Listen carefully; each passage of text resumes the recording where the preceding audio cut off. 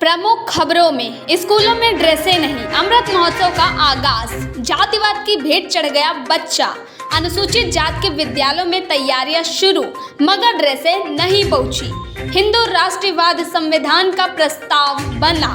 अब खबरें विस्तार से। मैं समय हूँ। स्कूलों में ड्रेसें नहीं, जूते नहीं, मनाने के आदेश हैं अमृत महोत्सव। प्राइवेट से लेकर सरकारी संस्थानों को है आदेश, मनाएं 75वीं वर्षगांठ पर तिरंगा अमृत महोत्सव। पूरे देश व प्रदेशों में आला अफसर विभागीय समीक्षा करते हुए तिरंगा रैली के माध्यम से जहां लोगों को तिरंगा कार्यक्रम को लेकर धूम मची है, वहीं सरकारी विद्यालयों में अभी तक ड्रेसें, जूते, मोजे नहीं पहुंचे।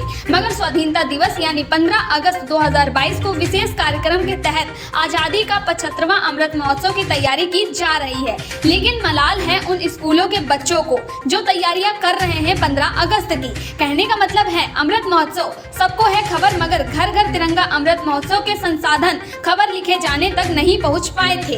ऐसे में कहीं किसी नाकामी को तो नहीं छुपाया जा रहा है जिससे पब्लिक के दिमाग को डायवर्जन किया जा रहा हो। क्या इससे पहले धूमधाम से राष्ट्रीय ध्वजारोहण नहीं हुआ? क्या आप जिसे 75वीं आजादी का तिरंगा अमृत महोत्सव बता रहे हो, क्या आपने यह जानने की कोशिश की कि लखनऊ में लगभग 17 ऐसे स्कूल अनुसूचित जाति के हैं जो समाज कल्याण विभाग द्वारा संचालित होते हैं, जिनमें बच्चों को ड्रेस, जूते, मोजे भी शामिल हैं, लेकिन अभी तक नहीं मिल सके। जबकि निदेशक समाज कल्याण के पत्र संख्या 1760 दिनांक 3 अगस्त 2022 द्वारा 11 से 17 अगस्त तक अमृत महोत्सव के बारे में पत्र चेकआउट किया, जिसमें नोडल अधिकारी नामित किए, जिससे स्पष्ट आदेश है कि संस्थानों में परिचर्चा, पेंटिंग, व्याख्यान, ध्वजारोहण, शहीदों पर फिल्म दिखाया व तिरंगा रैली जैसे कार्यक्रमों को करने हेतु कहा गया। यह आदेश 8 अगस्त को जिला समाज कल्याण अधिकार विकास द्वारा किया गया है। मगर बजट नहीं का रोना रोया जा रहा है, लेकिन बच्चों को शिक्षक तैयारियां कराने में जुट गए हैं, जिसमें वृक्षारोपण जैसे कार्यक्रम भी शामिल हैं। देखिए एक झलक। एक साथ सब मिलकर गाओ, एक साथ सब मिलकर गाओ, प्यारा भारत देश हमारा, प्यारा भारत देश हमारा, झंडा ऊंचा रहे हमारा, झंडा ऊंचा रहे हमारा।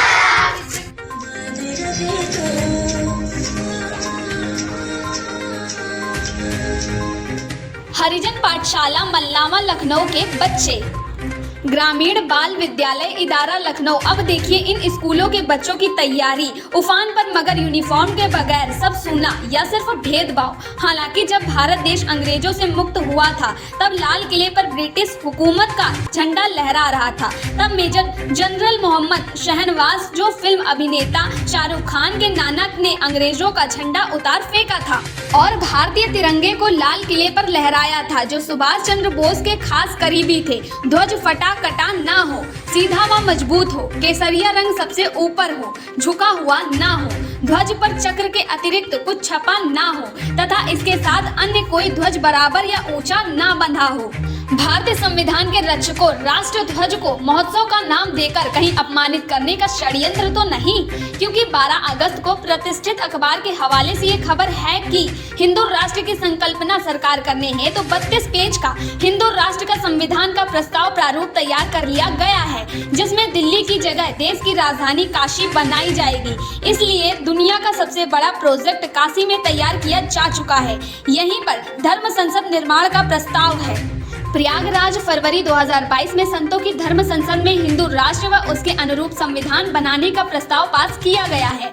नए संविधान के कमर पर अखंड भारत का नक्शा है। इसके संरक्षक शांभवी पीठाधीश्वर व शंकराचार्य परिषद के अध्यक्ष स्वामी आनंद स्वरूप एवं निर्माण समिति के अलावा वरिष्ठ वकील सुप्रीम कोर्ट VN रेड्डी व कई विशेषज्ञ व रक्षा मंत्रालय से लोग बताए जाते हैं। हिंदू राष्ट्र की व्यवस्था में हिंदू, सिखों, बौद्ध व जैन को मताधिकार होगा, जिसमें 16 वर्ष की आयु पूर्ण कर ली हो और वर्ड व्यवस्था के आधार पर संचालन किया जाएगा। धर्म संसद में 543 संसद सदस्य चुने जाएंगे।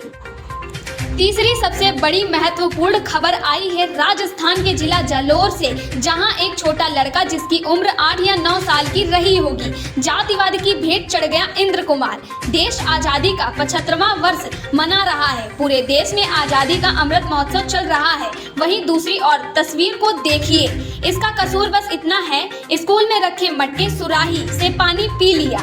बस इसी बात को लेकर शिक्षक ने जातिवाद के चलते बेरहमी से इतना मारा पीटा कि अस्पताल में उसने दम तोड़ दिया। हालांकि शिक्षक अरेस्ट तो कर लिया, मगर उसकी जाति मानसिकता कब खत्म होगी, पूछता है न्याय चक्र। ये घटना है जालौर के गांव सुराना की, जहां निजी स्कूल में 20 जुलाई को शिक्षक लाल सिंह कक्षा 3 के छात्र इंद्र कुमार मेघवाल एससी की जमकर पिटाई की, जिससे कान आंख पर गहरी चोट से नब्ज ब्लॉकेज के चलते मौत हो गई। जानकारी में ये भी आया है कि शिक्षक लाल सिंह ने गांव में दबाव बनाना शुरू कर दिया था और समझौता भी करा लिया।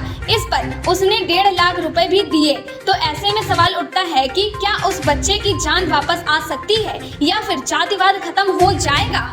शिक्षक तो एक दिन गैर इरादतन हत्या के आरोप में जमानत पर आ जाएगा और बरी भी हो जाएगा, लेकिन क्या जातिवाद मानसिकता के ऐसे दुष्ट लोगों की मानसिकता कम हो जाएगी?